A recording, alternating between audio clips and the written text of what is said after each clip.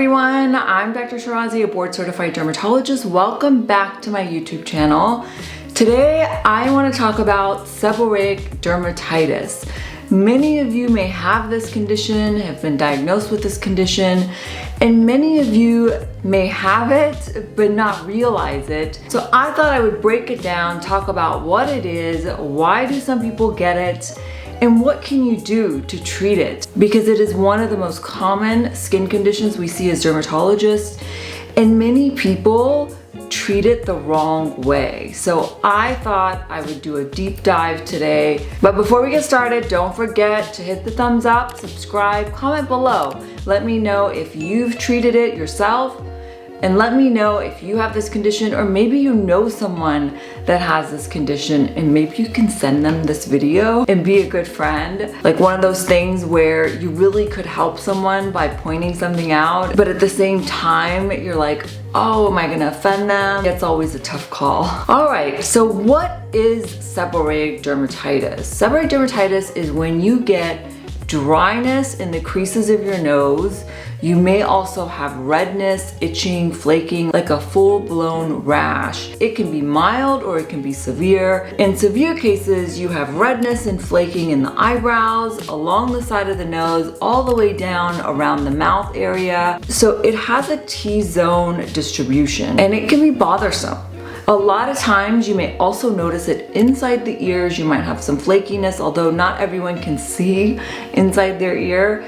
And then you may also notice it along the hairline, and it may be associated with dandruff of the scalp. Let's talk about why you get it. Many times people think, okay, I have dry skin in the creases of my nose, so I must be dry. So they'll put an oil on, which is actually the worst thing you can do for this condition. The reason being, seborrheic dermatitis is caused by buildup of oil and yeast. Yes, Pityrosporum or Malassezia furfura, this is a very common yeast we all have on our skin. But in some people, typically those with this condition, will have an overabundance on it. Well, guess what? The yeast feed on these natural oils that we produce. They break it down, and some people have a sensitivity to this.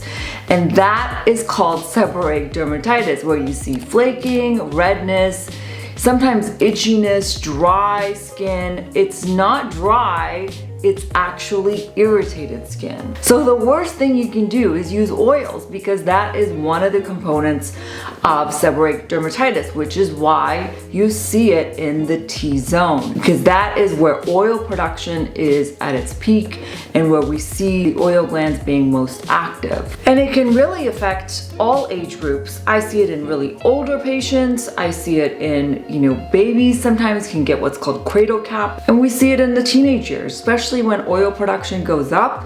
You might notice some of these signs and symptoms. Now, our skin is dynamic, meaning it will change throughout life, as does our hormonal climate, which a lot of times determines our oil secretion. So oil glands are really under the control of our hormones. So at some point in life, you may experience it, then you may outgrow it, it may come back. But for a lot of people, it can be a chronic condition, meaning we can't really cure it because it is the nature of your skin. It has to do with your natural skin microbiome, your natural oil gland production, which is sometimes genetic, combined with hormonal influences. Some people are just more sensitive to the yeast breaking down these oils. How should you treat it? Well, for one, don't use oils because a lot of times that just feeds more of the yeast, particularly things like olive oil. Don't put that on your skin because the Malassezia yeast really love olive oil. Grapeseed oil, argan oil, jojoba oil, all these oils can actually make this condition worse, which a lot of people do, thinking, well, it's gonna help because I've got dry skin around my nose. Wrong, it actually feeds the yeast. So treatment number one, lower the yeast counts on your skin. How do you do that? You can use medicated soaps with sulfur in it. This is really inexpensive from Amazon. You can also do the detox mask, which is 10% sulfur And it has kaolin clay and activated charcoal, which helps absorb excess oil off the skin. So it's really helpful if you do have this condition. I would only try it once a week, maybe twice a week, but it can have an over drying effect. So you want to be careful not to overdo it. Vichy has a 10% sulfur spot treatment. That's another alternative. You can use anti-dandruff shampoo, believe it or not. Head & Shoulders has zinc pyrithione in it, but actually don't do that. You can actually get a bar soap with that same active ingredient. Now, if you're a man and you've got super thick skin or you don't have sensitive skin at all, you may be fine using Head & Shoulders on your skin. But it is a shampoo, it has fragrance, it has some other things in it aside from zinc pyrithione, which helps lower this yeast count. So, if you have sensitive skin, you might want to go for ZNP bar, or Vanicream has a bar soap called Z-Bar, which has the same ingredient as Head & Shoulders.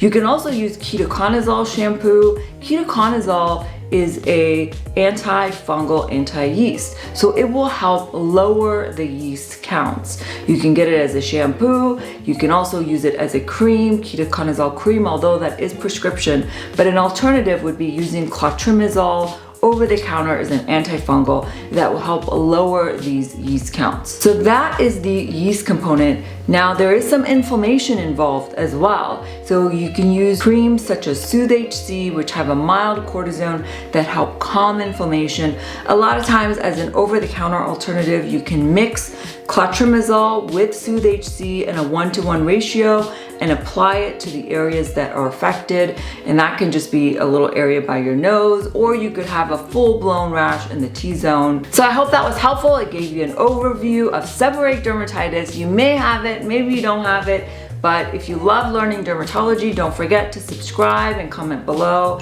You can check out my podcast, More Than a Pretty Face, and on Instagram at Skin by Dr. Ozzy. Until next time, thanks guys for tuning in.